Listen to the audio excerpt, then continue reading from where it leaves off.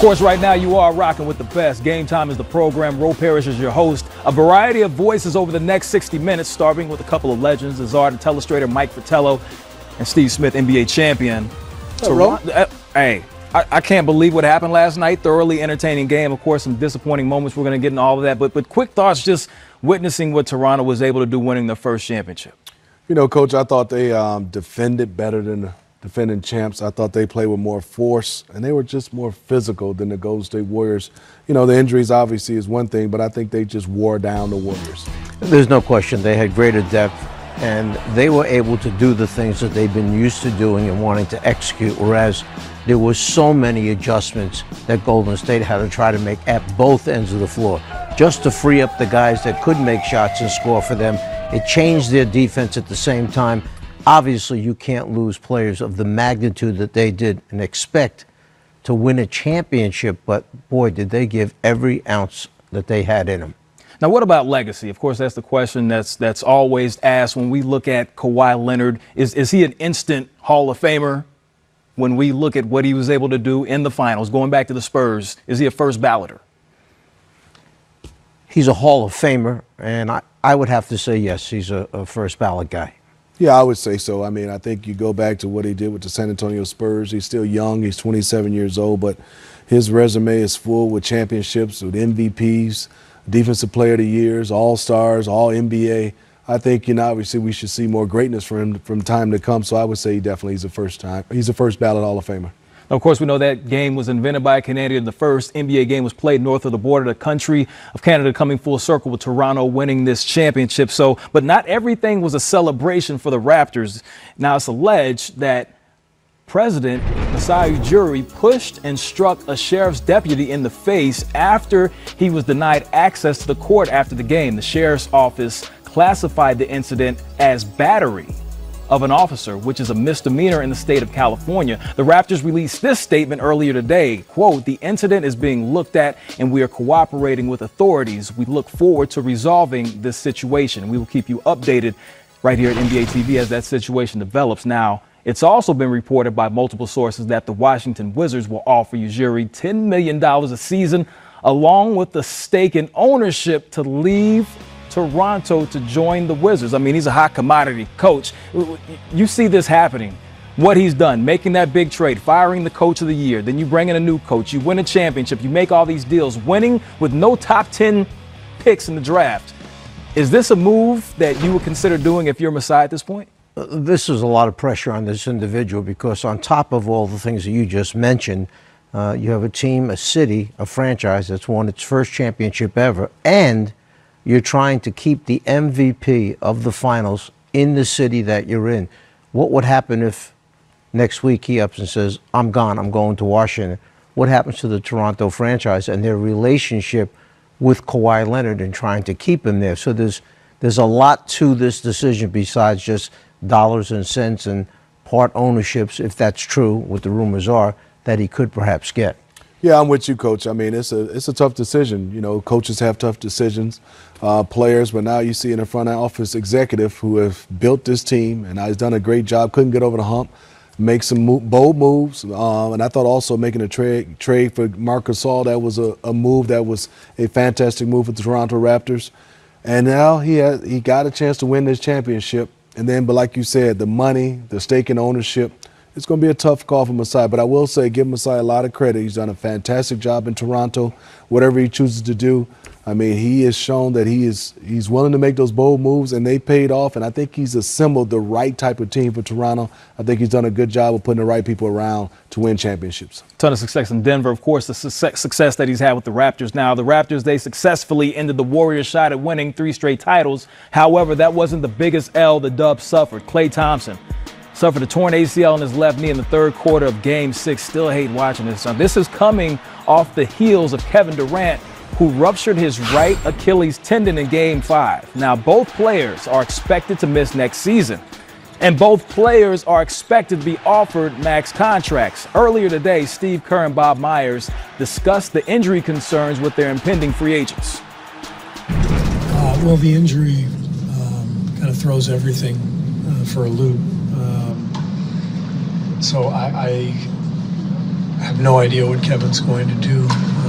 I know that we all want him back, and we think this is a great situation for him, and vice versa. So hopefully we get him back and keep this thing going with the understanding that he's a free agent, and we want what's best for him, and he's free to make any choice he wants. So hopefully he's back, and we will all give him any advice, any counsel that he needs, and ultimately he's going to make his own decision. He's earned that. All I'll say is that those guys are highly important to us and deserving of being rewarded in the right manner. So we would,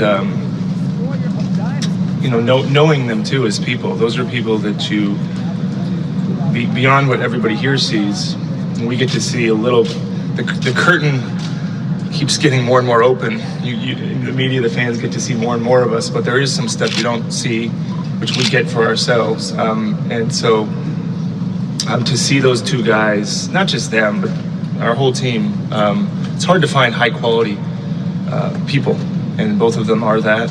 And so you try to keep those guys within these walls the best you can.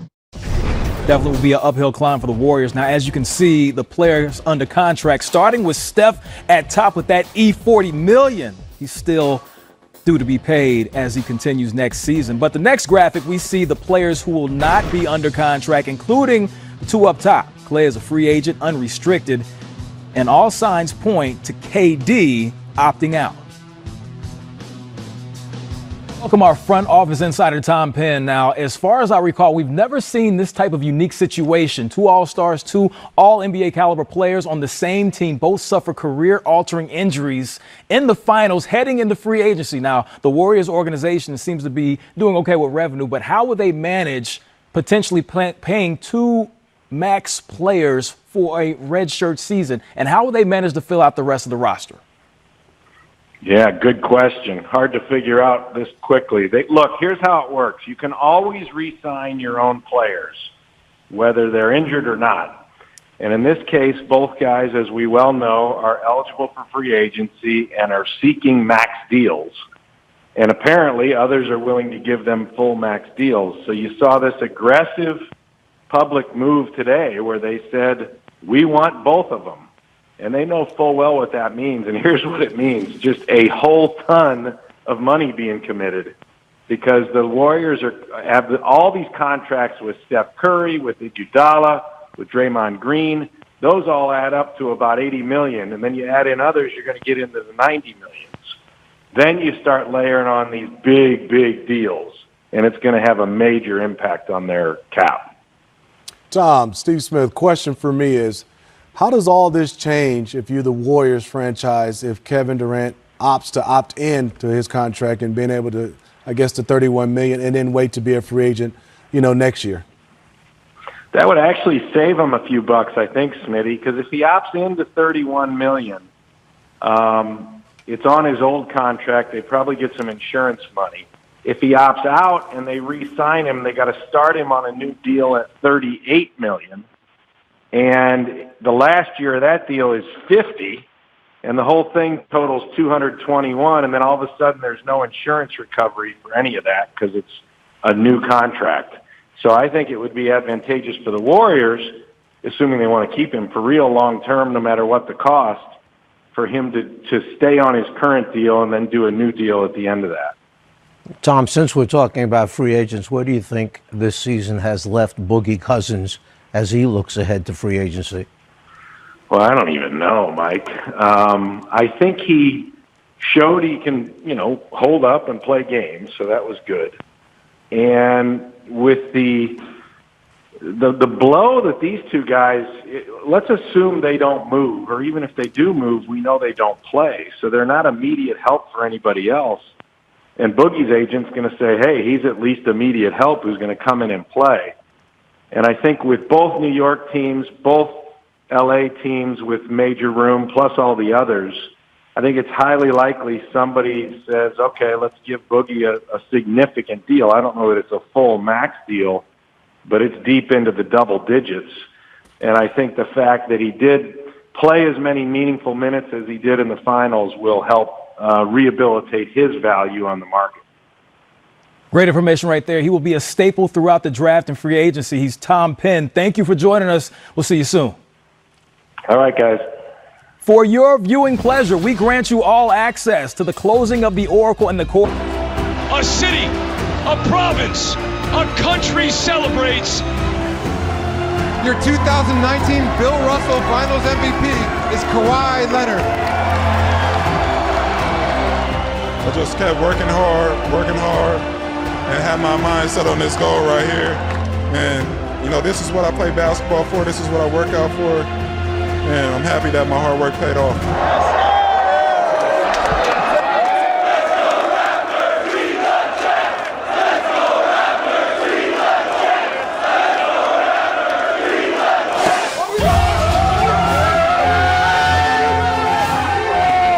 They counted us out, man. They said we couldn't do it. We did it, baby. Toronto's for you, baby. We're here now. We on top, P. We on top, baby.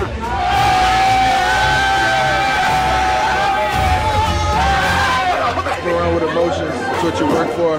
We're grinding so hard this year, the ups and downs, injuries, new team. And just to be able to come out and finish it off, man, it's unbelievable. Feels amazing. It's great. I love it. You gotta enjoy it. Kyle Lowry, Toronto Raptors.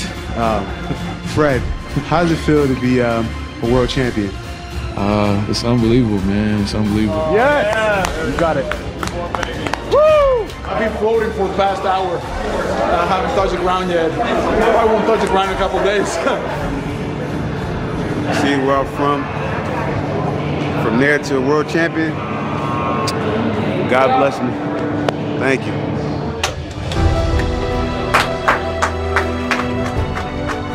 It's a tough feeling, you know, being on this side of losing in the finals. We'll be thinking about this one. It's tough, but our DNA and who we are and you know, the character that we have on this team, really proud of the way that we fought to the end. We've had a lot of great memories in this building. Hopefully every fan appreciates the journey and the ride. And every fan that was watching turned the page to bigger and better things coming for this franchise.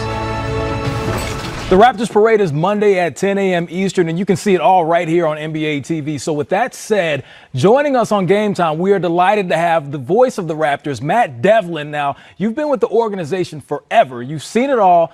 Share with our audience, number one, the feeling of that burning champagne and the feelings of emotion you experienced when that clock struck triple zeros and it became official that the Raptors were world champs. Well, you know, it's a unique experience, you know, calling games for the Toronto Raptors because unlike in the United States, we get to call the games all the way through the finals for the country of Canada. And so it's really special, and it's a wonderful ride that, you know, all the fans in Canada were certainly a part of, and you feel that connection. You feel the connection that they have with the team and the team has with them, and it's a wonderful fan base. And as all three of you know, you've seen the fans, you know, in Oracle or whether it's, you know, back at Scotiabank Arena. So it's just a spectacular evening, and, you know, to be a part of the first ever NBA championship for the Toronto Raptors. Matt, Steve Smith, congratulations. You've been with this organization. You saw the progression, and then you got a chance to see some up and downs in the playoffs. When the regular season started, Matt, in your opinion, when was it in your mind that you knew this team had a chance to win the NBA Finals? Well, I think, Steve, at the beginning of training camp, you felt that this team had the opportunity to get to the Eastern Conference Finals. And then I think ultimately when Masai Ujiri and Bobby Webster made the deal for Marc Gasol, I think that was certainly a significant move. You know, Mike, you know, Fratello-Zar, you certainly know Mark well. You know the character that he brings. You add that to the best two-way player in the game in Kawhi Leonard, along with Kyle Lowry, the emergence of Pascal Siakam. And at that time, you and Fred VanVleet, how can you forget about Fred and Serge? But at that time, you know, I really felt like, okay, this team has an opportunity to get to the NBA Finals, and once there, certainly an opportunity to win it all. They kept on getting better, and I think that that's really what was significant as the postseason went along. And as all three of you know, it's a 2-month process to get to this point. And against Orlando, Philadelphia, Milwaukee, and then ultimately Golden State, the team played multiple styles. They had a versatile roster that allowed them to go big or go small. And Nick Nurse really did a wonderful job coaching throughout all, 4 series. And ultimately the team won it. But I think February 9th, when Marc Gasol was traded, you then knew that, okay, this team has a chance to go to the NBA Finals, and once there, they have the opportunity to win it all, and they certainly did. Matt, I miss doing the playoff games with you, whether it be on TNT or NBA TV, but I guess it's okay if I let you stay there and do the local games all the way through the World Championship. I think that's a special exception. Why didn't you join us, Czar? I wish you would have invited. But, winning the championship is now old news, so we have to move on. And probably the biggest question that you'll be asked over and over again is, what do you think is going to happen with Kawhi Leonard? Well, I think, Czar, that at the end of the day, only he knows at this point. I think the organization really feels good that about him staying. I think that we could certainly have a conversation about building a case for him to stay, right? You have the director of sports science and Alex McKechnie, his relationship with Alex, the trust level there, the comfort level within the organization. Also, from a financial standpoint, the ability to offer more than any other team. And then also, you have this roster that essentially is all coming back for next year, and the chance to defend your title, chance to repeat is certainly there. So I think they have a really good sense and feel that Kawhi will stay. If he ultimately goes, you would believe everybody is saying, well, he's going to go home, right? And you can't fault anybody for wanting to go home, but I think that, for the Toronto Raptors, they believe that he's somebody that, will ultimately make the decision to stay. And a lot of that has to do with the trust and the comfort level that he has within this organization. Talking about a trust and comfort level, I have to ask you about Masai Ujiri. Rumors about Washington potentially offering a position to come join them. What are your thoughts on him potentially leaving to join the Wizards? Well, I just like the three of you, read Adrian Wojnarowski's post last night reporting it. And so it's kind of new information. So I really wouldn't have any sort of speculation as, to what, he would decide, other than to say that Larry Tannenbaum, did come out and say that, Masai has everything that he wants with the Toronto Raptors. He's done, as we all know, a remarkable job here. You think back to when he took the organization over 6 years later, getting him to this point, making hard decisions last offseason that traded DeMar DeRozan, replacing Dwayne Casey with Nick Nurse. But he kept on saying, Masai would always say, we will win, we will win. And he was right. He made some big moves, as we know, not only last offseason, but during the season to ultimately get this championship. And he was a key reason why, the Raptors won this. Well, the Raptors title architect. Definitely the architect. Well, the Raptors title parade is 10 a.m. on Monday. It'll be here on NBA TV. He's Matt Devlin. Hey, Matt, enjoy this weekend and Monday's festivities as well. Good work today. We'll see you soon. All the best. Indeed, indeed.